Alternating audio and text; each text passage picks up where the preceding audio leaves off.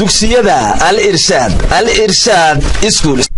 بسم الله الرحمن الرحيم. السلام عليكم ورحمة الله وبركاته. رمضان كريم أرضي كسوة دوادة دوكسيغاني الرشاد برايمري سكول عشردين أونلاين إديوكيشن بروجرام كاها ومركلة إيو ماددين ساينسكا إيو فصل كيني جريد 8 معاني نكو إيدين سو السلام إن شاء الله 10 كيدين سين دونا معاني أحمد ديت كنو حويا والله ودي بشي الشناد إن شاء الله هدي لهيدمو كسوة دوادة عشرديني وحين هالكي كسي ودي دونا شابتر كيني weatherka waxaynu hore usoo baranay waxaa loo yaqaano climate.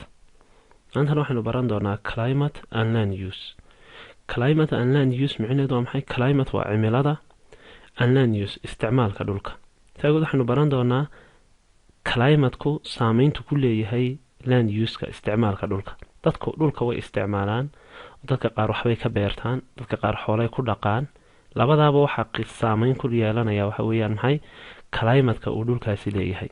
haddaba waxaa lagu yihi climate cimilada of a region uu gobol leeyahay ama ay meeli leedahay influences waxay saameysaa how people sideebaa dadku use ay u isticmaalayaan their land dhulkooda.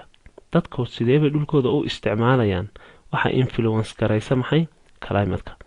in places meelaha which are not too hot aan aada u kululayn, meelaha which are not too hot and aad u kululayn, and the annual rainfall roobka sanadlaha ah ee ay meeshaasi heshaana is sufficient uu yahay mid ku filan. maxaa lagu yidhi? in places meelaha which are not too hot and aad u kululayn, aan kulaylku ku badnayn, oo iyo welibaatana annual rainfall is sufficient roobka sanadlaha ee helaana uu yahay mid sufficient ah, mid ku filan for crops oo ku filan in dalagu to grow ay ka baxaan. in meesha midha laga beero, dalag laga beerto ay roobkaasina ku filan yahay.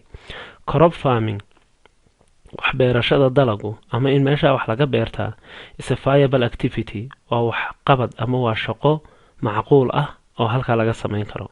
meesha cimiladeedu aanay xoogo kululayn, roobka sanadka ay heshaana uu yahay mid ku filan in wax laga beero, meeshaas waxay iska noqonaysaa crop farming, waxba laga beeranaya. in dry areas meelaha qalalan ee abaarta ee roobka ku yaryahay, weer halkaasoo temperatures heerkulkooduna are high uu yahay mid sarreeya. for most of the year sanadka intiisa badana kulaylku ku badan yahay. crops dalagu cannot grow si fiican ugama baxayo, cannot grow well si fiican meesha ugama baxayo. oo meesha hadday cadceedu ku kulushahay biyuhuna ku yaryihiin, meeshaas wax beerasho kuma habboona. maxay ku habboontahay? people dadka baa lagu yidhi in such areas meelahan ku noole are pastoralists dad xoola dhaqata ah, waxbaa lagu dhaqaa, xoolahay ku dhaqdaan. they keep iyagoo waxay dhaqdaan animals xoolo which kuwaasoo feed on quuta, xoolahaasoo quuta ama cuna little vegetation baadka yar ee that's available halkaa laga heli karo ee kasoo baxa. dooga yar ee inta yare roobkii soo saarto, dooga yaruu soo saara ayay cunaan. waayahay waxaynu haddana baran doonaa waxa loo yaqaano farming. mar dhowid baynu crop farming hadalhaynay, beerashada dalaga ama in wax la beero. farming waa maxay? waxa weeyaan beer falasho, in dadku ay beeraha ka shaqaystaan baa la yidhahdaa maxay? farming. waxaynu baran doonaa waxoogaa yaro history ah oo la xidhiidha farmingku iyo siduu heerka imiga aynu joogno uu kusoo gaadhay. waxaa lagu yihi farming wax beerashadu ama falashada beeruhu is the extensive cultivation of plants waa in la beerto dhirta. cultivation of plants waa in la beerto dhirta, weliba loo beerto si extensive ah. extensive means si ballaaran oo fara badan in loo beerto. to yield food si loo soo saaro cunto, midhihii cuntada. feed ee wax la quuto ama xoolaha la quudiyo, oo fiber ama duntii dharka laga sameynayay sida cudbigii oo kale.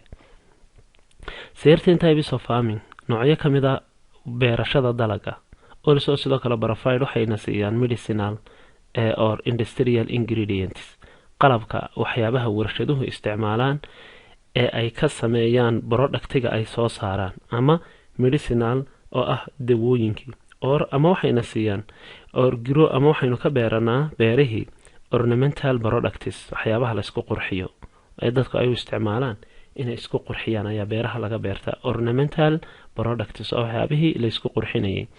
haddaba waxa la yidhi crop farming beerashada dalagu developed in ancient times waxay soo horumartay waqtigii qadiimi ah ayay ka timiday oo de waagii hore ay dadku sameyn jireen maxay as a hunter and gatherers halkaas ka soo jeeda ugaarsigii iyo qaraabsiga of the stone age ee waqtigii la oran jiray cahdigii dhagax ay dadku dhagaxa isticmaali jireen waa intaan birta la baran in birta la isticmaalin ayaa dhagaxa la isticmaali jiro waxyaabo kasta laga sameeysan jiray dhagaxa waqtigaas dadku may aqoonin wax beerasho laakiin maxay sameyn jireen hunter and gatherers ugaarsato qaraabsato abay haayeen oo midhaha kaynta ah ee baxa ay wax ka soo cuni jireen hadaba kiibay u bedeleen turned into cultivation of favorite food plants waxay u bedeleen qaraabsigii ay midhaha dhirta soo qaraabsan jireen waxay u bedeleen inay beertaan maxay food plants ay iyagu doonayaan favorite food plants dhirta ay markaa jecel yihiin ee dhadhan kale ee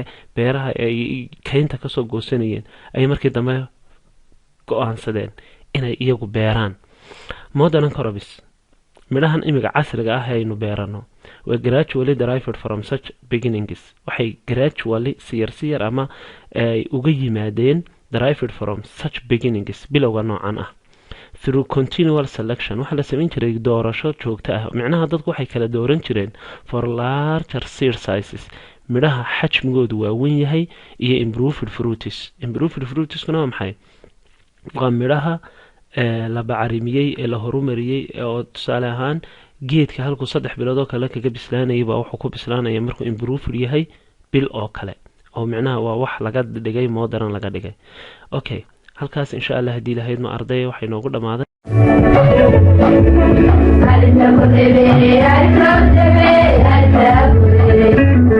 dugsiyada al irshaad school